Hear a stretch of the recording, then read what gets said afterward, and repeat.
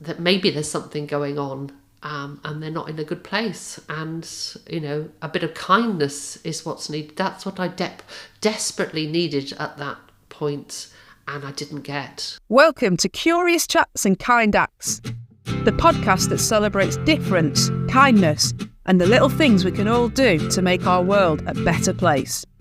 Join me, your host, Sonia, co-founder of the Axe Charity, for some open, authentic and fun conversations with lots of interesting, extraordinary, everyday people who are all a little bit different. Prepare to have your curiosity piqued and your heart warmed as we explore the ways we can all make a difference in the world, no matter how small. So get ready to be inspired, uplifted and motivated to be the kindest version of yourself. Let's make the world a kinder place, one conversation at a time. Hello and welcome to Curious Chats and Kind Acts. I hope you're having a marvellous day. This week we're talking to Heather about her passion for walking, mountain rescue, dog training and her extremely varied career, from working to the police to working on top of Snowdon. We talk about how she's experienced ageism and how she's viewed it positively. We discuss many different topics, but it's fair to say Heather's story is an inspiring one, walking 500 kilometres on the Cambrian Way and integrating self-kindness and resilience into her life. I found Heather really articulate and considered as she reflected on her life, and I'm really thankful that she shared some of these lessons with us. I hope you enjoy it. Let's start with you growing up. All right, yeah. So I was born in Swansea. My mum was a doctor. She was a psychiatrist, and actually she specialised in child psychiatry, which is quite funny, really. That's she had plenty of study material at home, I think, as we were growing up. And my dad worked in Swansea University in the geography department.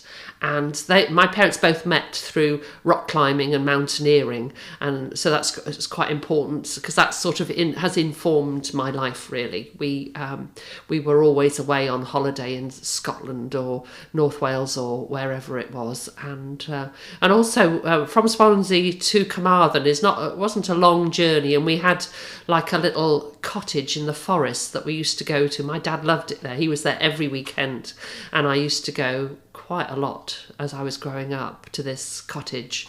And as kids we could just run wild in the forest. There were never any concerns, and there was nobody ever around there. And so it was a wonderful childhood, a lot of outdoors stuff. Yeah. So not surprising really that I ended up going to after school, going to Bangor University in North Wales and studying botany. I studied. Oh, did you? Yeah, I did. Yeah. Which is the study of plants. Study of plants. Yes. So it was a great place to study plants because, of course, it's got sort of areas that have plants that don't go anywhere else in the country. So a good place for studying. And whilst I was there, I got into.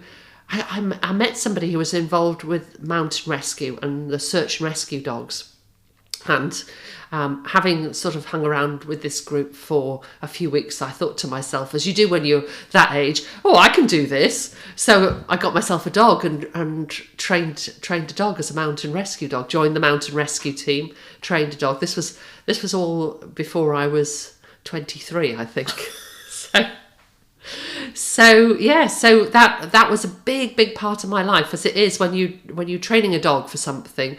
You can't just put it away and forget about it, month by month. The training is on a weekly basis. So we were out a lot. We were like one big family, really. And probably the most extraordinary thing that I did during that time was to go to Lockerbie, which was, I think, was 1989, was it? 1988? I forget now. To the Pan Am crash site, and that was a really big deal to go there. We went in on Boxing Day because the other search dogs had been in right from the I think it happened just a few days before Christmas, and so they'd been there for all those days, and they wouldn't give up searching and go home and spend time with their family, have a rest or anything like that, unless somebody else was going to come in and take over. So a number of us dog handlers from all over the UK all went up to Lockerbie. Did you find any signs of life? Or no, it was recovering body parts. Oh really? Yeah. So how do you do that? Anyone who's done this sort of work will know that you have to get there before the dog eats whatever evidence is there. Yeah, not very nice, is it? But dogs are dogs, they will. So you're like, how does the dog know to sniff for a bit of dead body? Because they're looking for anything that's like meat, food. Yeah, I don't know. Just a good question. I don't know, because we never trained them for anything like that. They were trained on air scent, so they would air scent, and we did do other searches sort of through the fields and woodlands around Lockerbie, looking to see if there were any bodies left. But the area that I was covering, I think, had already been searched. You found some places where there were impressions of bodies actually in the soft ground, where you could actually see the outline of where somebody's body had fallen, and extraordinary things like suitcases in the middle of a field, or you go into a forest and there'd be like a row of aircraft seats just sitting on the floor in the forest. Very, very, very strange. It was a strange experience. It's a long process of clearing all that up, actually, isn't it? Absolutely. I'm sure it's not. I'm sure there are places where there are still things out there, because some of the plantations were quite dense, so you weren't pretty much on your hands and knees searching through these areas. Where do you sleep? We all slept in the school, in the secondary school. So each, everyone had sleeping bag, camping mats, and we were all in the school gym. I seem to remember. That was quite normal for us. We lived like that. Dogs all stayed in the cars, and we were in the gym. And I have to say, it wasn't altogether a bad experience. Being together with your family like that was it was a very good good way of dealing with some of the awful things that we were dealing with at the time. And this was before counselling and that sort of thing was part of the sort of debrief process for mountain rescue. We all talked about our experience. We had that shared experience. It was a very strong bond between those that had gone to Lockerbie. Were all closely connected. It's quite because actually the people that did find body parts and stuff, and then the dog ate a bit of it. Yeah, that's. Because you don't want to be disrespectful, but equally, like, you're wrestling your dog for the bit of arm or whatever. Yes, yeah, you were. Yeah. No. I wasn't. I can't speak for other dog handlers. I was searching the crater, which is where the fuel. I think it's where the wings are and the fuel tanks are. Came down in an area of Lockerbie called Sherwood Crescent, and there was a big crater there where the ground at this aircraft, bits of aircraft landed and exploded. Some houses wiped out there, and there was a huge crater. So searching in there, there wasn't very much. To be honest, there wasn't much left. And you do get to the point where you think, well, how relevant is this when they're not recognisable as body parts really, or you couldn't say it was from this person or that person. We're talking about sort of, I don't know, 6-inch squares. That sort of size of body parts. Great subject, isn't it? Sorry, yeah. Anyway, but definitely interesting. So you're at uni studying botany. Yeah. Doing mountain rescue. Yeah. much more important to me than the course I was doing. Oh, was it? Did you finish your course? I did finish my course, and then I did start an MSc. But my interests were really with mountain rescue. So because of that, I thought, well, what can I do which is sort of allied to that? So I joined the North Wales Police. Okay. Yeah, so I was stationed in Holyhead for 4 years, and then a place called Llanrwst in the Conway Valley for 4 years. And what did you do in the police? Were you WPC? Right, yeah, okay. just out on the beat. Two very different areas. Holyhead is quite an urban area, and dealing with the sort of normal problems that you have in towns and cities. But also there were also searches and things like that for missing persons. I remember one search for an old lady who must have had dementia, I think, looking back, and we found her body on one of the beaches. So so it was interesting. In Llanrwst, I was very much working on my own. I always look back and think, there I was covering the whole of the Conway Valley on my own at like 2:00 in the morning, and the nearest assistance you knew was 20 minutes away if the traffic car was free to come and drive up the valley to help you sort out whatever it was. So you had to be very, I think, thoughtful about how you dealt with things. I remember I stood on the square in Llanrwst one Saturday night, and I had a report of a fight breaking out in a pub, and there are lots of pubs in Llanrwst. I was literally 50 yards from the door of this pub, and I thought, what am I going to do here now? So I walked slowly across the road. I remember it was the pub had one of those sort of frosted glass windows on the door, and I remember actually putting my hand on the door and pushing it open, thinking, I don't know what I'm going to do when I get through this door, and I know the traffic car is going to be 20 minutes. Anyway, I went in. Of course, the fight was over, because these things usually happen quickly and then they're over quickly. So it was it was an interesting experience, and I think I learned a lot about being self-contained and resilient in that job. Definitely. And what was it like being in the police force as a woman back then? Oh. How long have we got? I could tell you lots of stories. Tell us the worst one. The worst. No, I can't tell you the worst. I can't tell you the worst one. I'll tell you the second. The sort of things that weird things that would happen, or that you'd find yourself having to do. There was quite early on. There was a woman from Holyhead had stolen the RNLI collecting box and tipped the contents down her knickers. And so, of course, I was the woman police officer on duty that night, so I had to search her and recover the money. So that was quite interesting. And of course, being the RNLI collecting box, in Holyhead, RNLI is very important. So it was treated with great severity because of that. But it was in the days when I think probably on the cusp of, as things were changing, because in those days policewomen did look after children and make the tea. There was an occasion where my sergeant actually committed a crime, and I won't go into the details, but I was the only one that saw anything, and so I made my statement.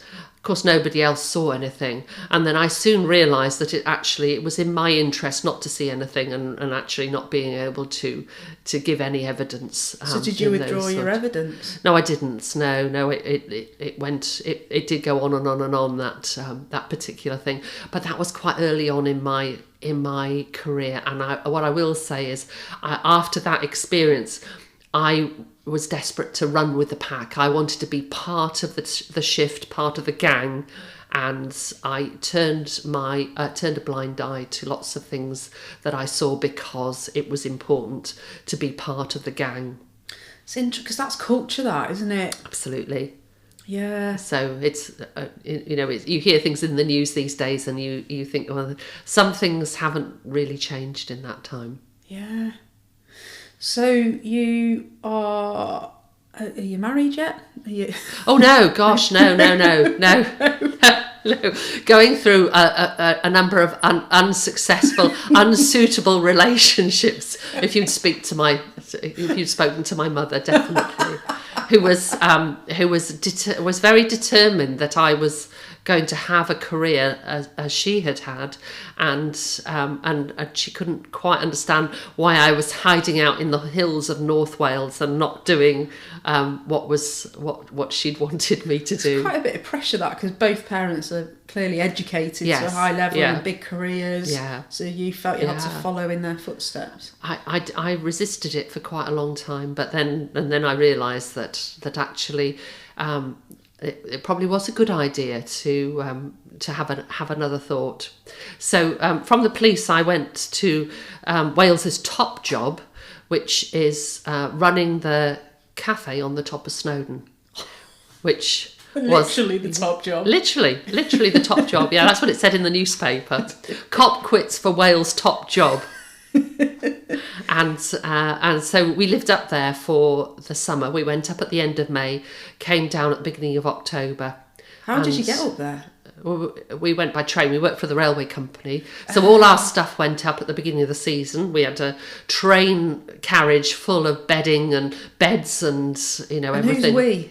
There were 4 members of staff and myself up there who lived up there permanently through the summer.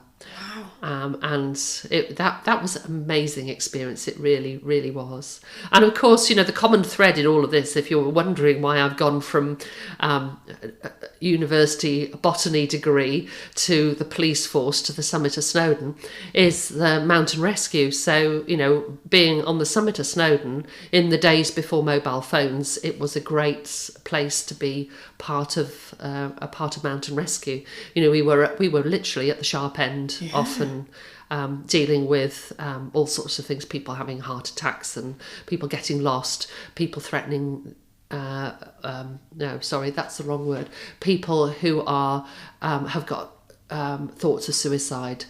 And so you see the whole of humanity at the summit of Snowdon. Was that not a bit isolating up there? Oh no, definitely not. In those days we had 250,000 visitors during the season, so we certainly weren't short of company.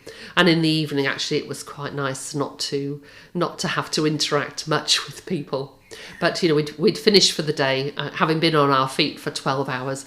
We'd sit down for a cup of tea, and somebody would be knocking on the window wanting to fill their water bottle or something like that.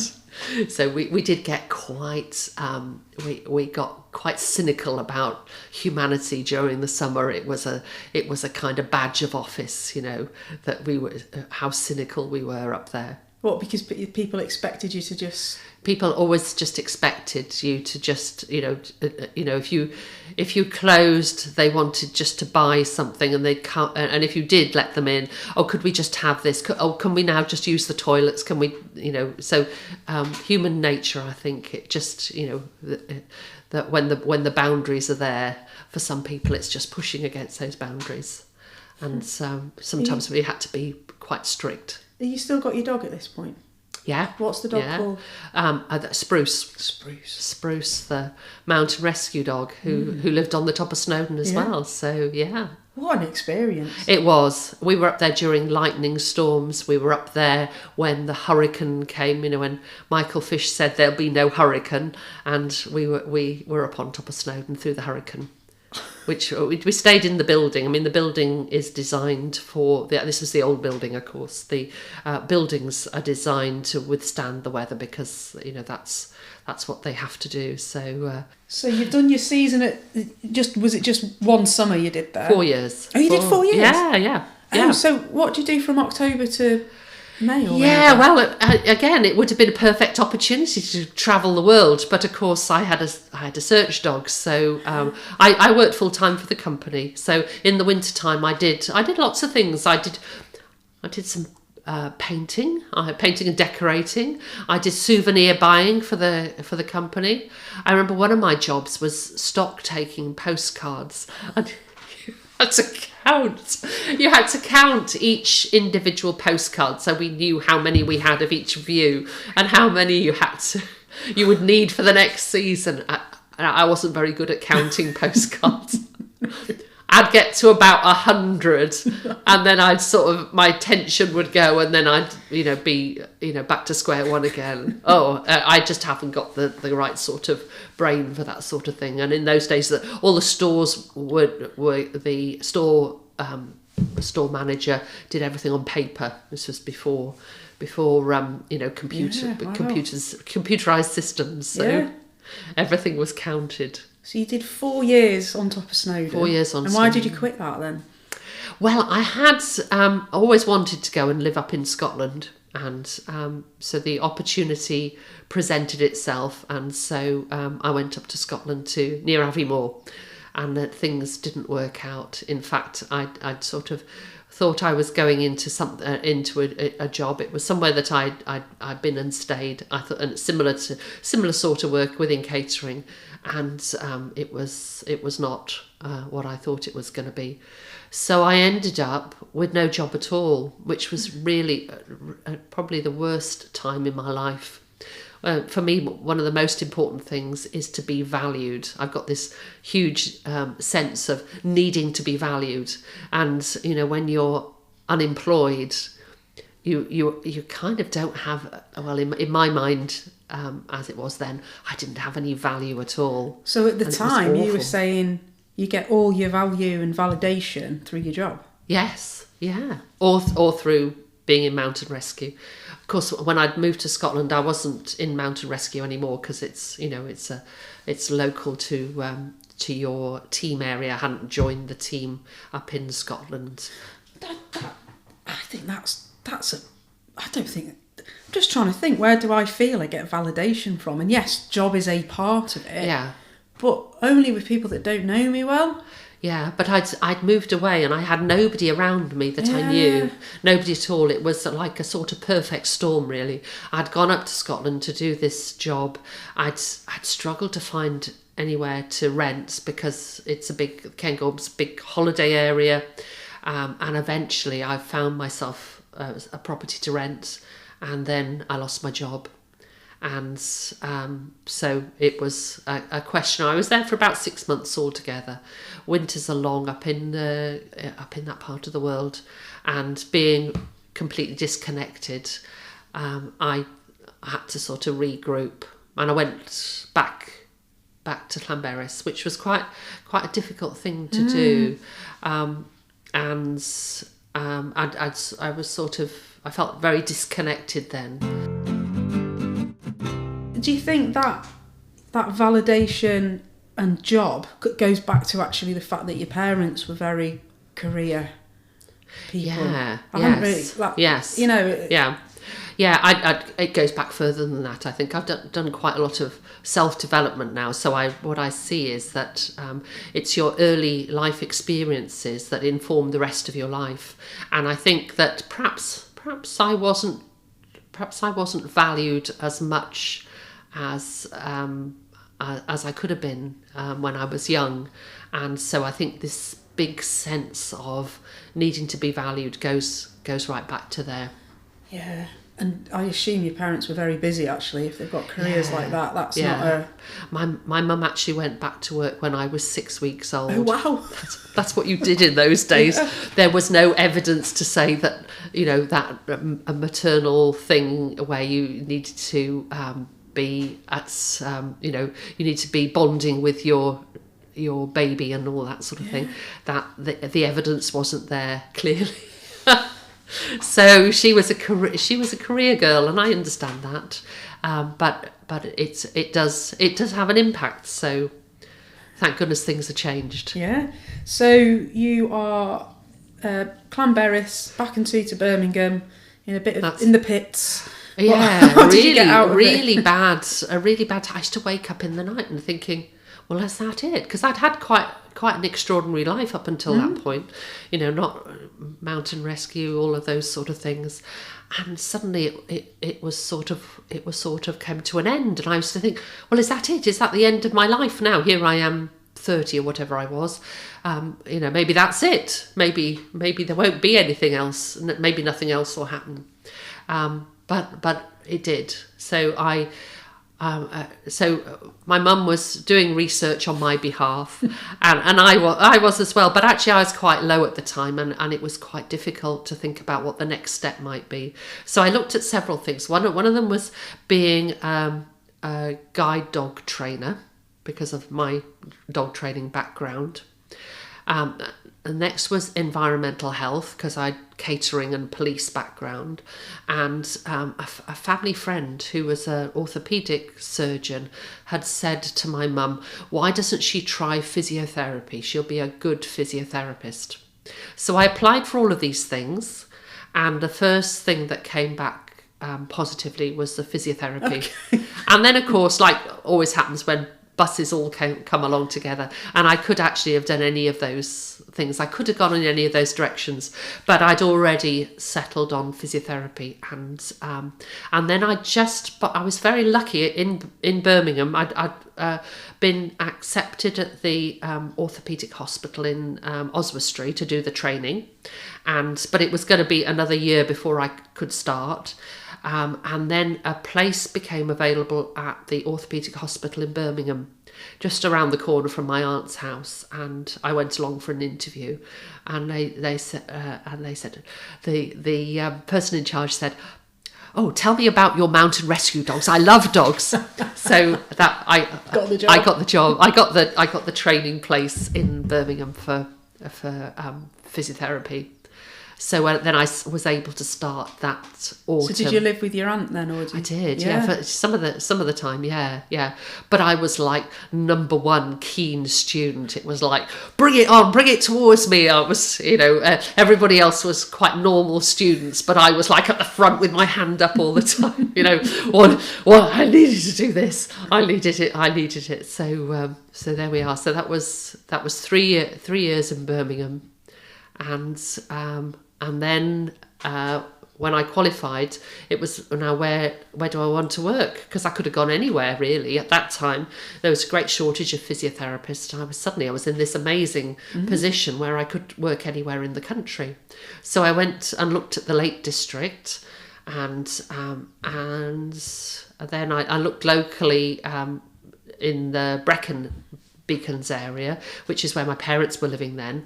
And actually what swung it was my dad wasn't well, and so I thought, well, it'll be quite good to be close to home, as in my parents' home, and so I opted to go to Abergavenny. So I went as a junior physiotherapist to Abergavenny. So I was just down the road, but not too close. But of course it was the local hospital that covered where my parents were living. So my dad used to appear on the ward all the time. I'd be on a junior rotation, moving from one department to the next, and he was like following me around, and everywhere I went, he seemed to end up. And I can remember feeling really cross because he was admitted onto the ward. And poor thing was really confused, and it's the only time I've ever seen anyone walk with a Zimmer frame and 2 sticks at the same time. And he had the Zimmer frame in one hand and 2 sticks in the other hand. And I can remember thinking, being really cross and thinking, how could he do that to me? How could he show me up like this? So there we are. So that was. So you're a physio. You're getting some new connections here now. You've got some new friendships, and it felt like life was getting back on course. I mean, it wasn't all straightforward.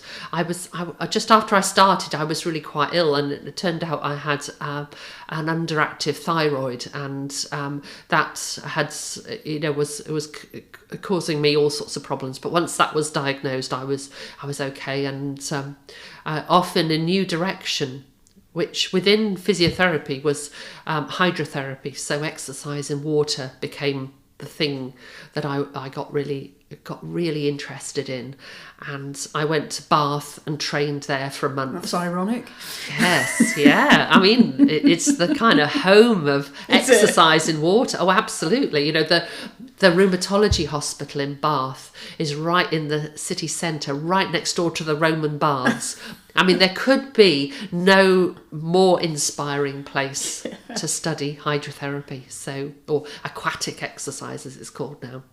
Wow. So, what's next? What do we...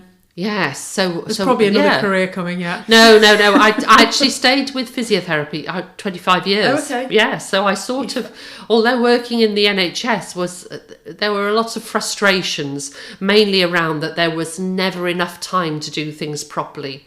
Even in the early days, goodness knows what it's like now. I have a sense from talking to people that are still in that world, but there was never enough time to do the job properly, or so it felt. What's next? I'm teaching hydrotherapy, so the person who taught us in Bath, most inspirational person, and I went on then to shadow her as a teacher, and I used to go around the country and teach hydrotherapy, which was a quite scary thing to teach your colleagues things, and I was well out of my comfort zone, but it did enable me to earn some extra money for one thing, and also to go to extraordinary places, like, for example, to a place which was in the news last year, a place called Nagorno-Karabakh, which is sort of east of Armenia, encircled by Azerbaijan. It no longer exists. It was an independent state, but as of, I think it was last year or the year before, Azerbaijan have now taken over the territory and everyone's moved out. And I'm not sure what the future holds, but it was a really interesting place to go. There was an undeclared ceasefire there for years. When I visited there, it was on the Home Office list of places not to go. You obviously still went. We went. We were with the director of the rehabilitation centre. They built a hydrotherapy pool there, and so I went out to teach the staff there. I went first with Helen Whitelock, who was my sort of guru person, and at that point the hydrotherapy pool hadn't been built, so we taught in this outdoor unheated swimming pool, and none of the girls had ever been in water before, because they don't have the opportunities there. There are no lakes to swim in, there's no swimming pool to swim in, so apart from this hotel swimming pool that we went to, none of them had ever been in water before. Wow. So it was quite amazing thing. So we had the training course, and then I went back. Helen had moved back to Australia at that point, so I went on my own then, and I went with another colleague as well. So I made several trips, including by helicopter from Armenia across Armenia and into Karabakh, which is another story. Why did you have to do a helicopter ride? There's I'm just trying to remember Caroline Cox. She's in the House of Lords. I think she's still involved in the House of Lords. When there was a war back in the early 90s, Caroline, as a nurse, had supported the people of Karabakh when very few other countries were supporting Karabakh. So they were in conflict with Azerbaijan, and she was supplying medical equipment. She was going out herself, with her nursing skills, seeing what was needed, raising money for rehabilitation after the war. And she's was a very important person in Karabakh, and I ended up travelling with her entourage. So because she knew these pilots from that had flown during the war, there was no question that Caroline would drive in a car across, which was like an all-day journey in a car. So her and her entourage got in this huge Russian helicopter and flew across the country, which was extraordinary. Because I'd flown before with mountain rescue, but this was quite a different sort of thing, and to see the country from the air. And then we came into a place called Shushi, which is, there's a big church there. Caroline's very big church church person. So there's a huge church in Shushi, and we sort of circled around Shushi, this sort of outpost in the mountains, and landed on, and all of the people came out to welcome her. It was amazing to be part of that. Really, really amazing. So in terms of kindness, have you had any examples of where someone's done a wonderful act of kindness to you, or you've done an act of kindness to someone else? Oh yes, good question. Yeah, I should have thought about this in advance. But I'm telling you all about my very interesting life. I should have prepared this one. Oh, let's have a think. I mean, there've been lots of occasions.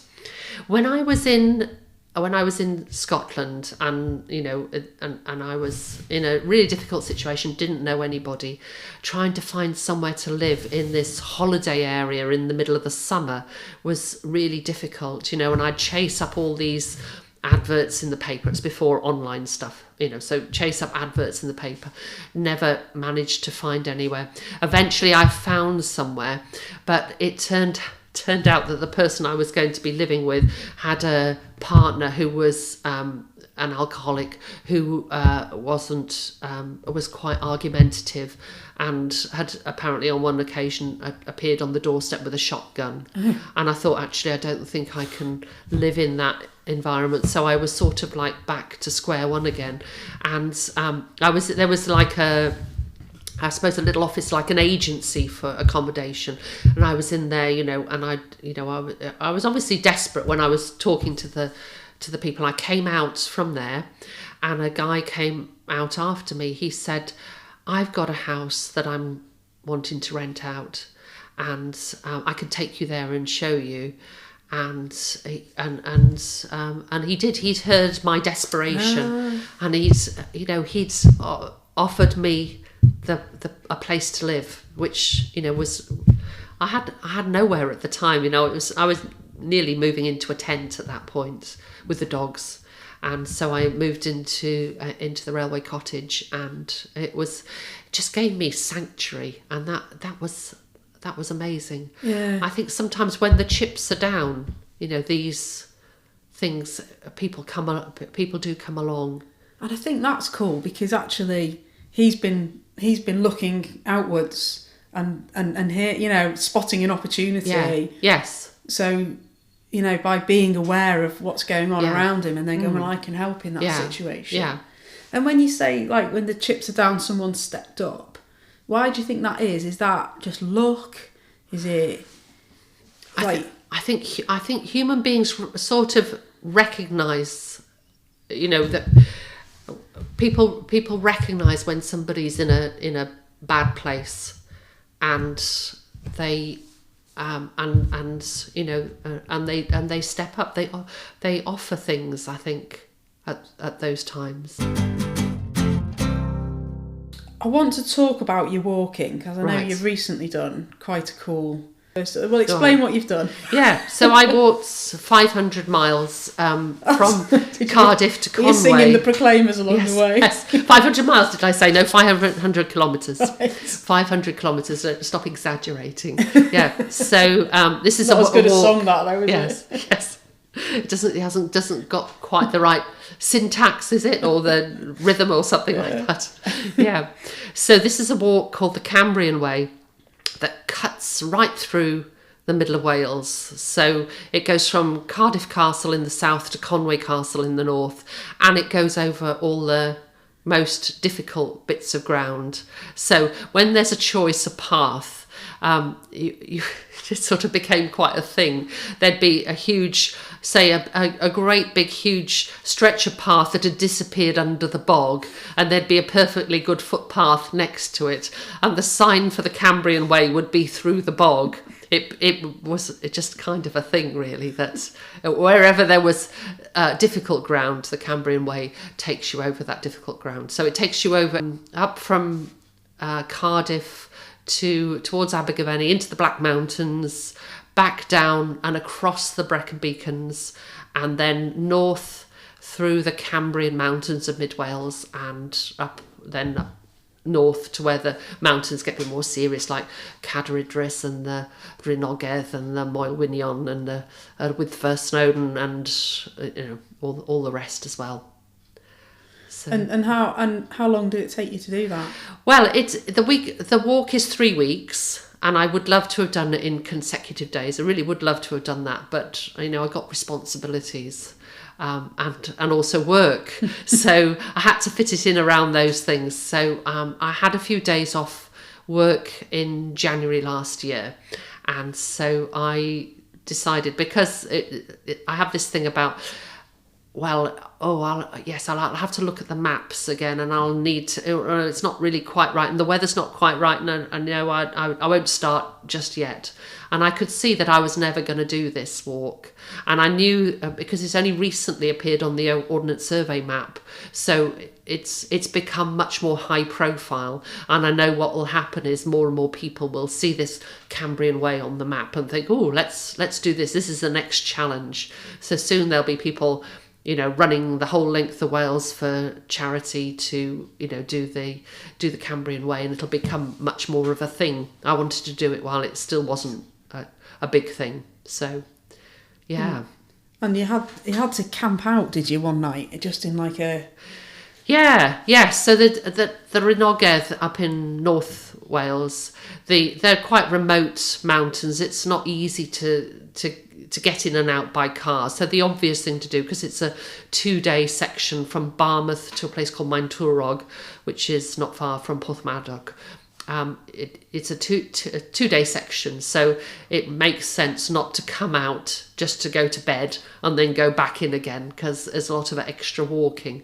So I took a bivvy bag with me, and I planned to stay overnight in the Rhynogedd. So yeah, that was quite. I've done that sort of thing loads of times in the past, so it didn't feel unusual.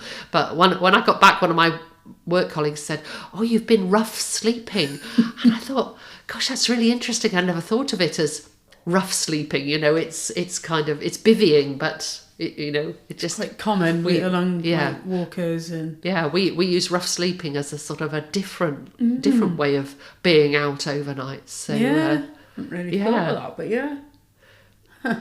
So I just want to talk about going back to kindness. Yeah.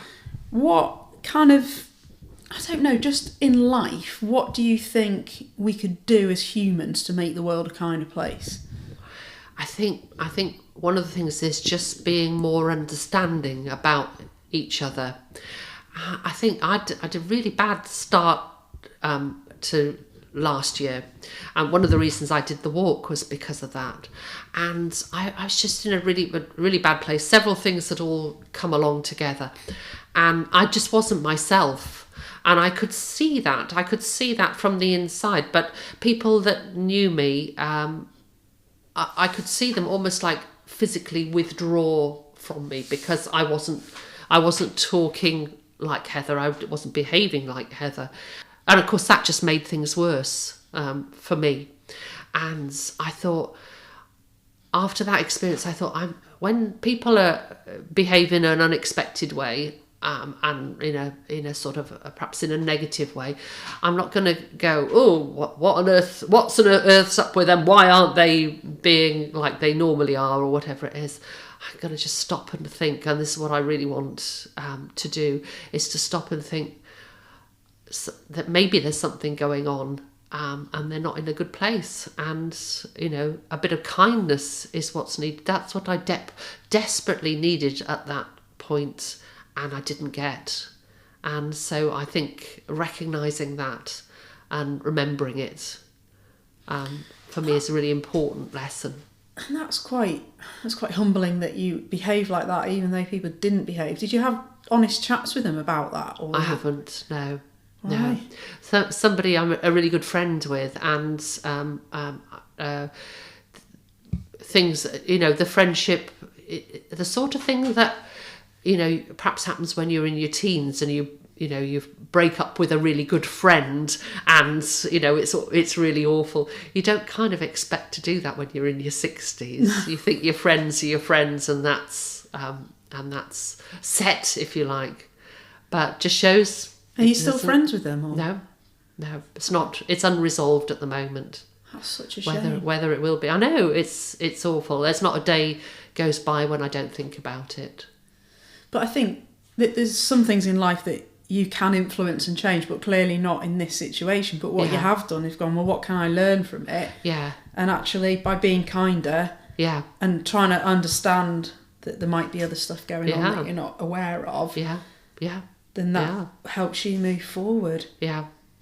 The walk was really important to me, partly because of that, because it kind of brought my world crashing down, and I sort of lost confidence in myself, and I thought, what can I do to prove to myself? I wasn't trying to prove to anyone else, it was prove to myself that I am a resilient person. I'm not that flaky person that I had seen at that point. So that's because, like, you know, you talked about how in your youth, in your younger days, your job was your validation. Yeah. But actually, is it now this walking, and would you say that's how? And is it that's an internal validation? Is it? It's partly that, but also the walking. I recently did my mountain leader training, so that means that now I can do a bit of freelance work. So again, it's work. It's a work thing as well. So I think you're still clinging on to that work being what your validation. What am I going to do when I retire? I'm going to have to be really careful when it comes to retirement. You know, I can't go off the edge of a cliff, because it'll just be awful. Well, maybe it'll swap to volunteering, and you'll. Yeah, probably. Yeah. You know, I've done a lot of volunteering in the past with mountain rescue, and I'm a volunteer trustee of our local Brecon District Mind. So that's, you know, volunteering has always been a big part of my life. Yeah. So we've got putting yourself in other people's shoes, actually, and not judging their behaviour as one of the acts of kindness. What else have we got? Yeah, I think giving back as well, you know, because what I've realised from doing this walk is that actually, if you can walk 500 kilometres over difficult terrain on your own, and find your way, and, you know, survive that, then perhaps you've got a few skills that you can pass on to other people as well. So my latest adventure, if you like, is I've hooked up with with a school that does Duke of Edinburgh Award, and so I'm going through my supervisor and assessor training at the moment, and it's really interesting. I'm just back from my first 3-day expedition with a group, and gosh, I've learnt such a lot from that, and it's something about giving back, or handing on the mountain skills, because, you know, I'm gonna run out of hip cartilage soon, I think. so I may not be able to do the stuff physically, but with the Duke of Edinburgh Award, because you're not actually leading the group, it's their adventure and you're supporting them in their adventure. So yes, it means that you have to see the group at key points on the route, but you don't have to walk all that way. So, you know, maybe I'll be able to go out with my Zimmer frame when I so you're already putting contingency in, aren't you, for when you can't see what you love. Yeah. And that means you'll be able to keep volunteering and keep going, and the drive in you. Yes. It's very, how do I keep working? How do I keep going? Are you not a sit at home and, I don't know, chill out kind of person, or do you need? Well, I do a bit of that, but no, I like to be busy. Yeah, I can't imagine, you know, retiring. Well, people do retire, and then they, as you say, they volunteer for this and volunteer for that. So I don't think I'm unique in that, but I just can't see. I can't see myself. I'm not ready yet to sit down. And do you think, because there is an expectation, like, as you've got older, what did you say you are, 65? 65, yeah. Like, have you noticed people treat you differently because you're they see you as older, or do they? Yeah. There's like a rite of passage that you have, and probably the first thing that happens is that you're standing on a tube in London and somebody offers you their seat. Oh, and you think, when it happened to me, I went, "Who, me?" Did you take it? I think because I just felt, it was a generous offer and I should accept it. I think I did. But you become kind of invisible as you get older. You become, an old lady. People don't sort of take any notice of you, and actually that's quite a freedom. Because you can do stuff like when I was on the Cambrian Way and I was staying in a pub in Monturog, I could go down in the bar and sit in the bar quite happily on my own. Nobody really noticed I was there, and I could just sit there and have a couple of beers and something to eat, and it felt like I was invisible. I quite like being invisible. I was going to say, you say that positively, but I think that's quite sad. Yeah. Not from it. Well, it liberates you. Yes. But from a point of view of, you've got all this wisdom and value in life that people are ignoring. Yes. Yeah. But through work, sort of physiotherapy work, because I went on to do community physio work, and then I realised that the most important thing to people was care and support. They weren't much interested in physiotherapy when they needed to get out of bed in the morning, needed to get a meal, needed to have their tablets, that sort of thing. So then I started work with Community Catalysts then, and enabling people to set up as self-employed in that world. And so I suppose I've seen a lot of that, people getting older and not being valued for what their strengths, what they've been in their lives. And amazing people. You go to somewhere like Hay-on-Wye, for example, and you've got these sort of 3-storey houses that open onto the pavement in Hay-on-Wye, and they're nice houses, but fairly ordinary, and you step over the threshold and you'll see a whole history of somebody's amazing life with artwork from Africa on the walls, and all Persian carpets on the floor, and there's a whole story behind that person's life. There is behind us all, isn't there? And and what can we do? Like, would you say you've experienced ageism? I know someone stood up on the train, but would you say in a negative? Well, I tend to sort of try and turn it into a positive thing. I think you notice it when you're driving, because when you're younger and you're somewhere that you're not familiar with and you're in the wrong lane or something like that, you're just somebody who's in the wrong lane. But when you get older, that old fart there is in the, they shouldn't be driving or something like that. I think that those sort of things, people are perhaps a little bit less forgiving of all sorts of things like that. Yeah. That's really interesting, because I bet you that a lot of that is subconscious, isn't it? Yes, one of my soapbox things is people who haven't got internet skills, being expected to suddenly have those skills, and I'm very protective of the people that I work with who are not computer people, because the job that they're going to do in care and support is not about a computer. It's about the care that they're giving, and there are certain things that have to happen on a computer.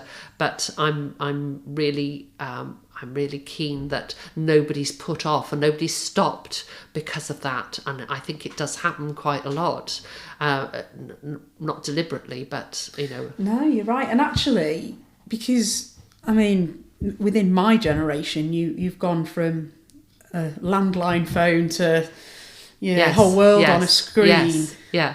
But for you, you've come even further back from that. Yeah. So how have you found that technology journey? Would you say that you like it, or you do it because you have to, or? Oh, I think there are some amazing things with technology, such as if you're walking, there's something called OS Maps, where you have the whole mapping system, Ordnance Survey maps for the whole country, and you have a little red arrow which tells you exactly where you are. So and you just have to remember to download the map first, and it's like a GPS thing, so it's not reliant on mobile signal. So that it gives you the confidence really to go anywhere and everywhere, providing your phone doesn't stop working and you don't run out of battery and all of those sort of things. So there are amazing technologies like that, which and in mountain rescue they have something called SARLOC, which they're able to, because of the way mobile phones handshake with transmitters, they can work out pretty accurately where somebody is phoning from when they're in the mountains. So that sort of thing is absolutely transformational. You don't need a dog now to go out and search as much, because we know exactly where the person is. Whereas, when I was back in my early 20s, we didn't have that technology. It was much more of like detective work. So actually now you've embraced technology clearly, because... Yeah, there come limits. Yeah. Yes. With all of us. How many platforms do you need, and how many email addresses do you need? And what worries me slightly is that organisations are sort of imposing a sort of corporate way of working. And I noticed this in not in my work, but in other areas, that there's this that everything's the same, everything should be the same, and I think we lose a lot with that. Let's throw everything out and start again. So there's lots of good stuff's been thrown out, and now we're in the brave new world. Yeah. So older people, what can we do as society to be kinder to older people? To see them for who they were as well as who they are now. And, just finding out about, people's lives. Everyone has got an amazing story to tell.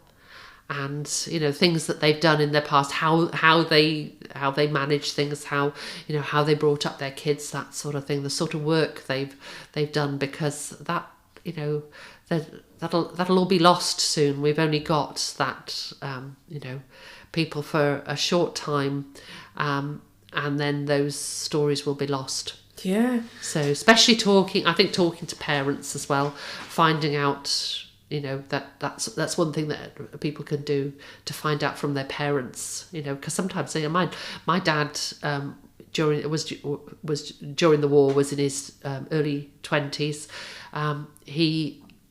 His plane crashed in Yugoslavia and he escaped with the partisans. Now, he never ever talked about it, but it was all written down, and only very occasionally. I knew that it had happened, but not the detail.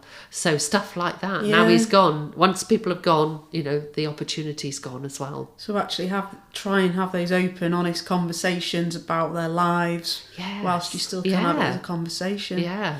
I think there's something there for me as well.